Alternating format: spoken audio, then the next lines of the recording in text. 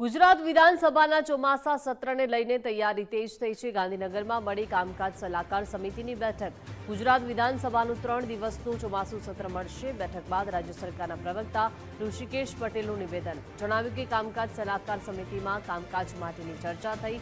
પ્રથમ દિવસે પ્રશ્નોત્તરી અને શોક દર્શક ઠરાવ થશે। પૂર્વ મુખ્યમંત્રી વિજય રૂપાણીને શ્રદ્ધાંજલિ આપવામાં આવશે। બીજા દિવસે ઓપરેશન સિંદૂર જીએસટી અંગે અભિનંદન પ્રસ્તાવ થશે।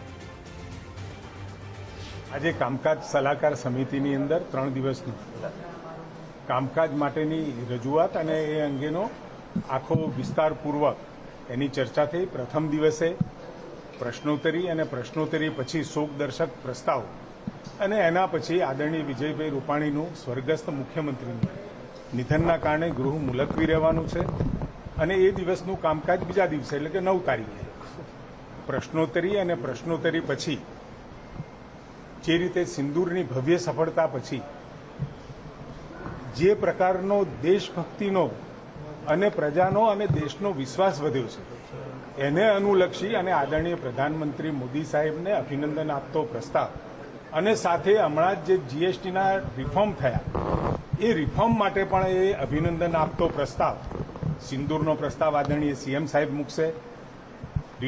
રિફોર્મ ઉપર અભિનંદન પ્રસ્તાવ માનનીય નાણામંત્રી શ્રી કનુભાઈ દેસાઈ મૂકશે।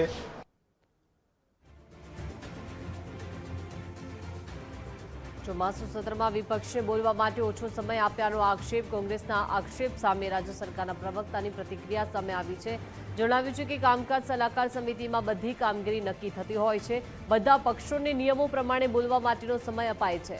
પ્રો રેટા પ્રમાણે જ બોલવા માટેનો તમામને સમય અપાય છે। સાહેબ બંધારણ બાબા સાહેબ આંબેડકરે ઘડેલું બંધારણ અને એના પ્રમાણે વખતે એમાં જે નિયમ સુધારા થયા અને પ્રો રેટા નક્કી કરવાનો વિષય પણ એ વખતે જ નક્કી થયો હતો કે જેટલા સભ્યો હોય એ જ પ્રમાણે કોઈ પણ ચર્ચામાં એને ભાગ લેવાનો સમય મળે, સિવાય કે બિલનો કોઈ સ્કોપ હોય તો બિલની અંદર અનલિમિટેડ સમય છે।